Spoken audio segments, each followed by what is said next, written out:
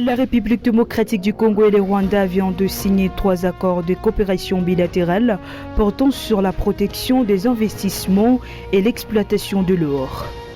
Au site Kivu, le lieutenant-général et commandant de la 3e zone de défense militaire Philé Moyav est arrivé ce 26 juin 2021 dans la ville de Bukavu.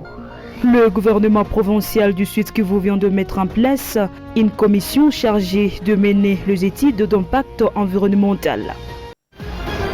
Ce journal vous est offert par la société RSA, une grande société de production savon et pest control.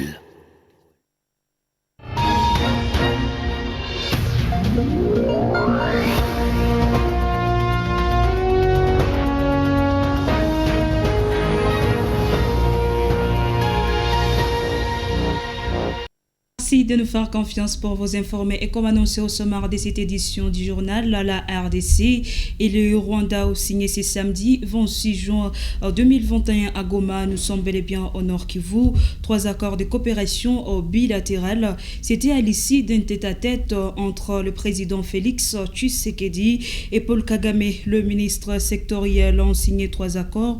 Le premier est sur la promotion et la protection des investissements. Le deuxième est une convention pour éviter la double imposition fiscale, éviter l'évasion fiscale. Et le troisième est un protocole d'accord sur l'exploitation de l'or entre la société congolaise Sakima et une société rwandaise de droit privé. Côté congolais, le ministre des Affaires étrangères, celui des Affaires foncières, celui du commerce, celui de finances et celui de la communication ont été associés à ces échanges après les tête-à-tête entre les deux dirigeants à Goma.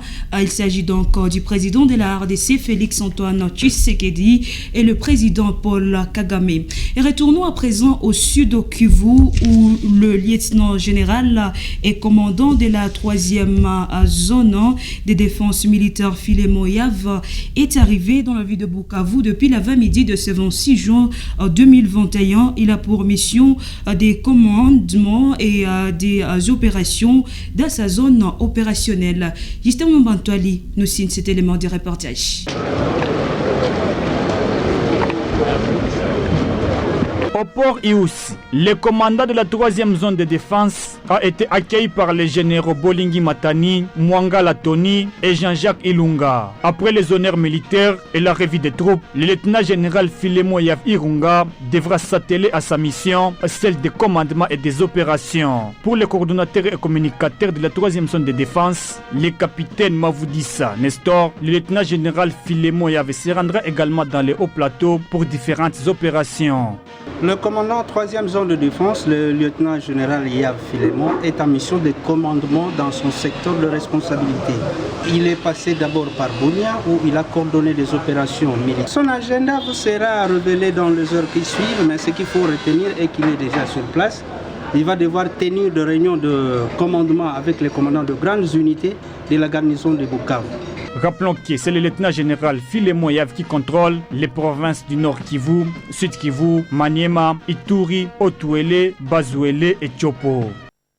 C'est à vous, Justin Mwamba Antoine, et ce peut-être vers les dénouements du vaste projet de réhabilitation des infrastructures routières dans la province du Sud Kivu sous l'impulsion du gouverneur de province Théo Ngwabidje Akassi. 250 km entendus, en effet, une commission chargée de mener les études d'impact environnemental séjourne au Sud Kivu. Suivez cet élément de reportage signé la cellule de communication du gouverneur de province rendu par Amani Joseph. Évaluer les contraintes techniques et environnementales dans le cadre du projet d'aménagement et bitumage des varies structurantes de la ville de Bukavu, tel est l'objectif d'une visite effectuée ce vendredi 26 juin 2021 par une commission mixte composée d'experts de la BAD, Banque africaine de développement, et de la cellule infrastructure, conduite par M. Johnny Makwela dans le quartier Kasha, sur les tronçons brasserie jusqu'à Mugaba, à l'entrée de Bagira, en passant par Chikoni et les Ponchula. Pour cette mission, il était important d'avoir une idée générale sur l'état de la route et repérer les personnes qui pourront être affectées par les projets avec un regard sur les infrastructures connexes et sociales se trouvant le long de la route, écoles, centres de santé qui pourront bénéficier de l'appui du projet. Il était également question d'identifier les ouvrages d'art sur ces tronçons. Cette route de contournement de la ville constitue une varie express donnant la possibilité à la population de circuler tout en évitant les embouteillages du centre-ville. Johnny Makwela, chargé des projets infrastructures au sein du bureau de la Banque africaine de développement, BAD à Kinshasa, se veut rassurant quant à l'aboutissement aéré des études d'impact environnemental en cours sous la coordination du consultant AIC Projetti. Donc nous sommes satisfaits de ce que nous avons vu. On voit que la population a des grandes attentes par rapport à cette route. Les gens souffrent pour se déplacer. Ils ont besoin d'une route. Vous voyez comment les enfants sont contents, les parents, les femmes, les enfants. Nous pensons améliorer la situation socio-économique à travers notre route. Pour la population de Kasha, c'est un espoir de voir cette route construite, mais aussi l'occasion de valoriser la main-d'œuvre locale. Signalons que ce projet de varies structurantes, financé par la BAD, s'inscrit dans le cadre de la première phase du projet de bitumage de la route nationale numéro 2, Bukavu-Minova-Sake, jusqu'à Goma, dans la province voisine du Nord Kivu. Et pendant ces temps, c'est le chef du quartier Ndendere, Albert Migabo, qui sollicite l'implication et l'accompagnement de tous dans le plaidoyer auprès de la Banque mondiale pour qu'elle revienne sur sa décision de réhabiliter le marché de Nyawera, un projet qui serait déjà interrompu, pourtant inscrit dans le développement urbain et modernisation du quartier. Albert Migabo Nyagaza s'est ainsi confié au reporter de la radio-télévision Goma Kivu, c'est 26 juin 2021.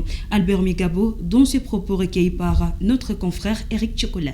Nous avons suivi avec désolation, avec douleur, avec étonnement la communication très détressante des messieurs, de notre confrère de la société civile urbaine de la ville de Bukavu à partir de Kinshasa, comme quoi la Banque mondiale, les PDI, n'allait plus réaliser ces projets qui étaient déjà considérés dans notre quartier, dans la population, comme étant des projets qui sont venus répondre aux besoins profonds de la population. Je profite de votre micro pour solliciter à toutes les autorités et à moi-même de nous impliquer pour voir comment même la Banque mondiale, les PDI, comment ils pouvaient encore revenir à la décision. Avoir ces marchés construits, ça sera une grande bénédiction pour la province du Sud Kivu. La société civile de la commune de Kadutu, ensemble avec le maire intérimaire de la ville de Bukavu, Darius Soumouni, ont procédé au déboussage des caniveaux le long de la route place de l'Indépendance vers Brasserie.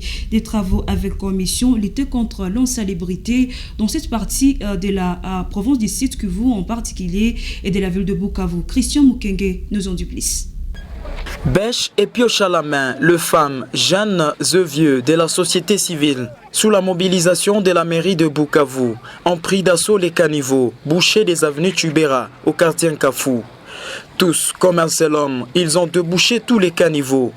Présent à ces travaux, le maire ad intérim de la ville de Bukavu a insisté sur une gestion responsable et rationnelle des déchets par le ménage dans l'entour. La prise de conscience qui doit être mise en exergue de la part de la population, que chacun à son niveau doit avoir le civisme.